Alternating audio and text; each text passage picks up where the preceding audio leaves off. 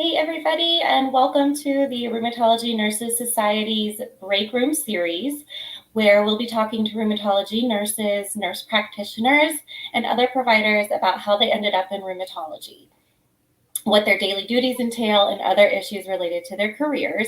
I'm Carrie Beach. I'm a rheumatology nurse at the Columbus Arthritis Center in Columbus, Ohio, and I'm also the president-elect of the Rheumatology Nurses Society. And I'm fortunate enough to be your host today.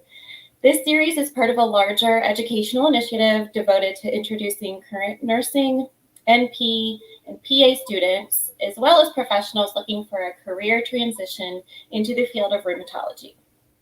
This initiative has been funded through unsolicited grants from AbbVie, Gilead, and Pfizer. Additional education materials can be found on the Rheumatology Nurses Society website by going to www.rnsnurse.org/workforce. So I'm very excited to have Dr. Aaron Broadwell with us today. He is a practicing rheumatologist at Rheumatology and Osteoporosis in Shreveport, Louisiana. So thank you so much for taking time out of your day to talk to me today. Thanks so much for having me. Yeah. So we're going to start off with some questions about how you got into rheumatology. So can you tell us why you initially chose a career in rheumatology? Yeah, so I'm a legacy rheumatologist. My father actually is a rheumatologist as well, and actually I grew up, around rheumatology. And initially, I actually was not going to go into rheumatology. I was going to go into business or something else. And then, kind of over time, just ended up kind of realizing that this was a thing that I would really enjoy and be passionate about over time. So it's fun to get to practice with my father. My mom's actually a rheumatology nurse who's retired since. Oh my God. And so yeah, dinner conversations at home growing up were quite boring, but definitely prepared me for my job now. Yeah, I can't think of a better way to get prepared. It's kind of in your genes. Absolutely. So in your practice, who else is part of like the rheumatology team? Yeah. So we have a pretty big team. So we have currently 4 physicians that work here. We're a single site rheumatology only practice. And then we have 4 physician assistants and a nurse practitioner that work with us. My team consists of me, a nurse practitioner that works with me that's been with me for 7 years, and then a pretty much brand new rheumatology physician assistant that started with me in January. So then we have a very wonderful nursing staff. We try and make a rheumatology home, so to speak, here, infusions, etc. But it's a great team that we continue to strive to get better over time. Yeah, so you have infusion suite in your office as well? We do, yeah. We have a currently 8-chair, upgrading to about 13-chair infusion suite, where we have 3 RNs who kind of man that infusion suite at this point. So Very cool. So how about your nurse practitioners? You said you have a new PA with you. yeah. How much autonomy do they have in their roles? Like what kind of is their role in the practice? Yeah, so we kind of we set it up in our practice where we kind of share the patients, and I like for patients to have exposure to both them and decision making there, as well as with me. And so, especially our nurse practitioner, who's again been here for about 7 years now, she for the most part can go in, and even as we're changing therapies, has a great plan in place, and then I'll oftentimes come answer any further questions or anything that patients might have. And she, for the most part, knows the kind of style of rheumatology. I think we all practice rheumatology so differently, and she knows kind of the where I kind of shift and move as far as treatment. The newer ones, for the most part, PA working with me. It is not actively making a lot of decisions because she's still learning quite a bit, but finally starting to kind of step into her own with counseling patients about potential treatment changes, etc. Yeah, there's a lot to learn. It takes a little There while is to dive in there. very steep learning curve. Yes. So what do you find most challenging about your job? I, I I think some of the challenges are some of the day-to-day things, paperwork and insurance and things like that. But I mean, I think it's the challenges of realizing that we oftentimes don't know what's going on with the patient. our spinal arthropathy patients have so many different presentations, and is that actually their disease or not? And it's getting a little bit of the humility of not knowing exactly what's going on. And we're not good at that as healthcare professionals. We want to tell people and fix it, but just realizing that we got to kind of think outside the box and listen to our patients very carefully. I think that's my continued challenge to myself, is to make sure that we're listening with very open ears to our patients and their concerns.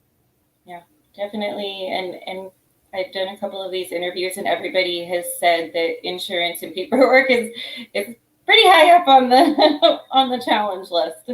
We all know it. And especially with insurance, I think the more that we as providers learn about insurance, and I mean, I've done a lot of work trying to understand what insurance does, and I mean, I look at insurance cards on a regular basis myself as a rheumatologist, and I think it makes my life a lot easier because I'm not asking for treatments that just really wouldn't happen for a particular patient. So I think we can do a better job as providers in that. Yeah. Okay, so we talked about challenges. What do you like most about practicing in rheumatology?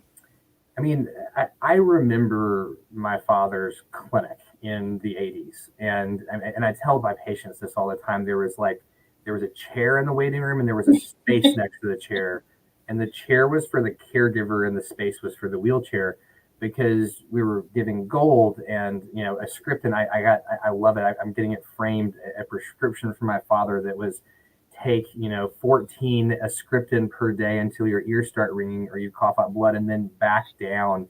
That was what we had back in the 80s, and now people can come with what were previously just devastating diseases, and we have all these different therapies and options, and something seems to work for the vast majority of people, and I think that's just insanely rewarding at the end of the day.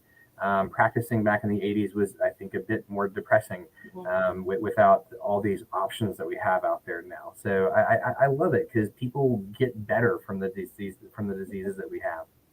Yeah, and I remember when I interviewed for my first job, and that was like almost 18 years ago now. And the rheumatologist I work with, she was asking me questions, and I said, "So why do you work in rheumatology?" I didn't know what it was. I was essentially a new grad. She's like, "People get better." I'm like, okay. I mean, I had no idea. And I think we had 3 biologics at the time. So, I think it's true. You don't see as many wheelchairs coming through the office. So it's definitely a rewarding career. So you do see people get better, and the expectation is that they will. So it is, that's the fun part. It is. It's great, and I mean, I think in my lifetime, we will always have a job. There's never going to be a machine learning thing that can figure this stuff out, and there's going to be continued judgment calls. I mean, it's always going to be. This is a very cerebral profession, and there's always going to be just these kind of, my analogy is my wife's a breast cancer surgeon, and either people have cancer or they don't have cancer. And we're not a black and white profession. We deal in gray, 80% of the time. And so that's good to me. I think it's frustrating for a lot of people early on sometimes. Yeah. For those that want an answer and our patients want a diagnosis. It's like, it takes a little time to kind of get there. So exactly. But it's, definitely rewarding and challenging all at once.